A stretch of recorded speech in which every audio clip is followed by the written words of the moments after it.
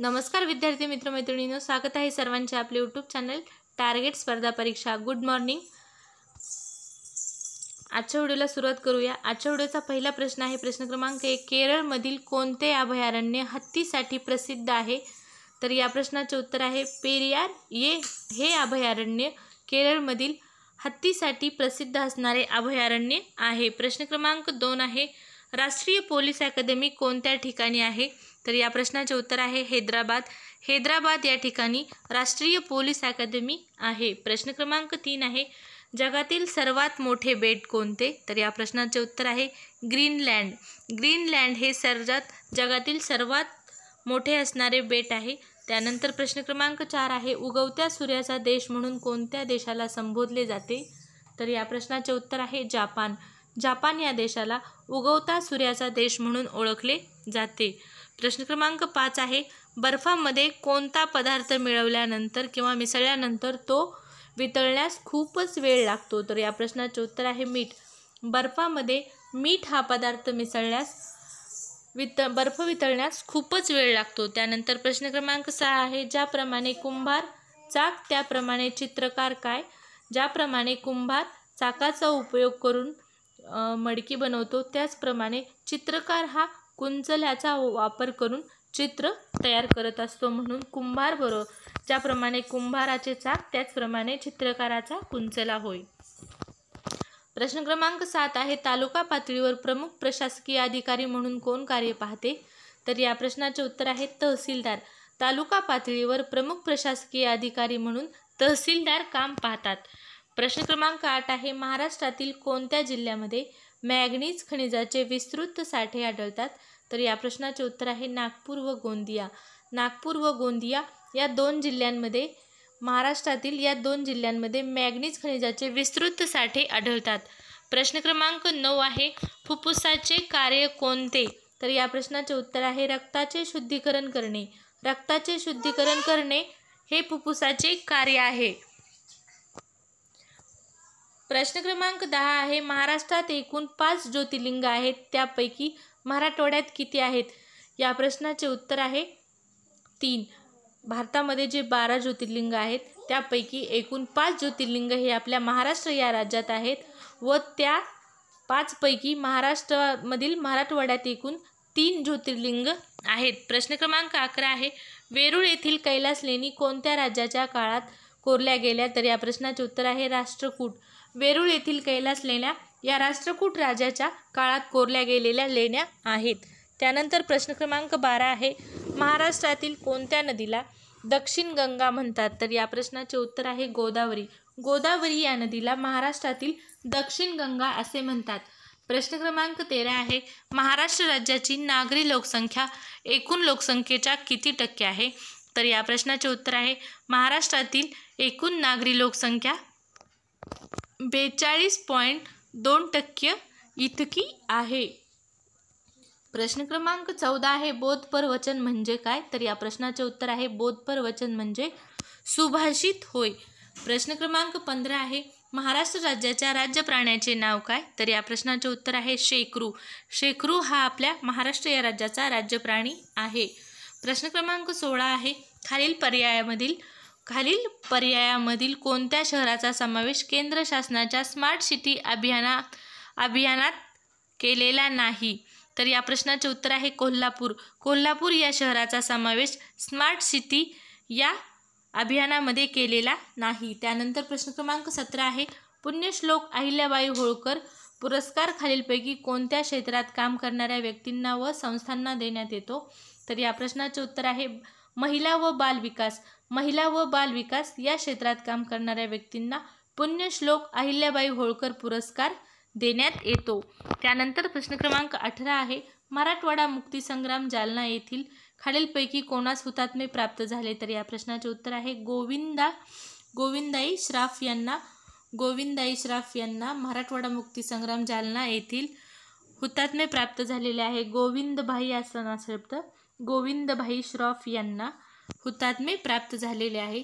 त्यानंतर प्रश्न क्रमांक 19 आहे संत साहित्यावर उत्कृष्ट साहित्य वाङ्मय हा शब्द आहे लिहिणाऱ्या लेखकास खालीलपैकी कोणता पुरस्कार दिला जातो? तर त्या प्रश्नाचे उत्तर आहे संत तुकाराम जीवन गौरव पुरस्कार हा पुरस्कार दिला जातो. त्यानंतर प्रश्न क्रमांक 19 आहे पीपल्स एज्युकेशन सोसायटीची स्थापना कोणी केली? तर या प्रश्नाचे उत्तर आहे डॉक्टर बाबासाहेब आंबेडकर. डॉक्टर बाबासाहेब आंबेडकर यांनी पीपल्स एज्युकेशन सोसायटीची स्थापना केलेली आहे. प्रश्न क्रमांक 21 आहे खालीलपैकी कोणत्या गटात दिलेली सर्व राष्ट्रीय उद्याने महाराष्ट्रातील आहेत? तर या प्रश्नाचे उत्तर आहे ताडोबा, पेंच, नवेगाव, बोरिवली ही सर्व उद्याने महाराष्ट्रातील आहेत. प्रश्न क्रमांक 22 आहे बालिका निकेतन व ममता बालसदन या अनाथ मुलींसाठी ही संस्था कोणी स्थापन केली? कोणत्या संस्था? तर बालिका निकेतन व ममता बालसदन या अनाथ मुलींसाठी संस्था कोणी स्थापन केल्या? तर या प्रश्नाचे उत्तर आहे सिंधुताई सपकाळ. सिंधुताई सपकाळ यांनी या संस्था स्थापन केलेल्या आहेत. प्रश्न क्रमांक 23 आहे भारतातील पहिला पर्यटन जिल्हा महाराष्ट्रातील कोणत्या जिल्ह्यास म्हणतात? तर या प्रश्नाचे उत्तर आहे सिंधुदुर्ग. सिंधुदुर्ग या जिल्ह्यास भारतातील पहिला पर्यटन जिल्हा म्हणतात. त्यानंतर प्रश्न क्रमांक 24 आहे 1857चे भारतीय स्वातंत्र्य समर हा ग्रंथ कोणी लिहिला? तर या प्रश्नाचे उत्तर आहे विनायक दामोदर सावरकर. विदा सावरकर यांनी 1857चे भारतीय स्वातंत्र्य समर हा ग्रंथ लिहिलेला आहे. प्रश्न क्रमांक 25 आहे 1 मेट्रिक टन म्हणजे किती? तर या प्रश्नाचे उत्तर आहे 1000 किलोग्रॅम म्हणजे 1 मेट्रिक टन होय. प्रश्न क्रमांक 26 आहे लक्षद्वीप बेटे किती बेटांचा समूह आहे? तर या प्रश्नाचे उत्तर आहे 36. लक्षद्वीप बेटे हे अरबी समुद्रामध्ये असून ह्या 36 बेटांचा समूह आहे. त्यानंतर प्रश्न क्रमांक 27 आहे यशवंतराव चव्हाण महाराष्ट्र मुक्त विद्यापीठ कोठे आहे? तर या प्रश्नाचे उत्तर आहे नाशिक. नाशिक या ठिकाणी महाराष्ट्रामध्ये यशवंतराव चव्हाण महाराष्ट्र मुक्त विद्यापीठ आहे. प्रश्न क्रमांक 28 आहे डॉक्टर APJ अब्दुल कलाम अमृत योजना ही खालीलपैकी कशावर मात करण्यासाठी सुरू करण्यात आलेली योजना आहे? तर या प्रश्नाचे उत्तर आहे कुपोषण. डॉक्टर APJ अब्दुल कलाम ही अमृत योजना ही कुपोषण यावर मात करण्यासाठी निर्माण केलेली योजना आहे. प्रश्न क्रमांक 29 आहे जालना शहरातून वाहणारी कुंडलिका नदी खालीलपैकी कोणत्या नदीची उपनदी आहे? तर या प्रश्नाचे उत्तर आहे गोदावरी.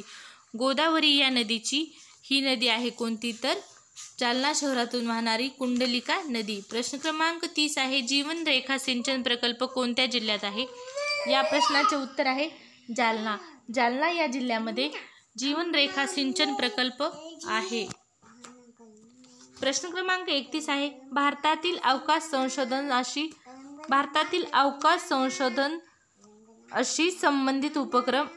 संशोधनाशी संबंधित उपक्रम खालीलपैकी कोणत्या संस्थेमार्फत राबविले जातात असा प्रश्न आहे.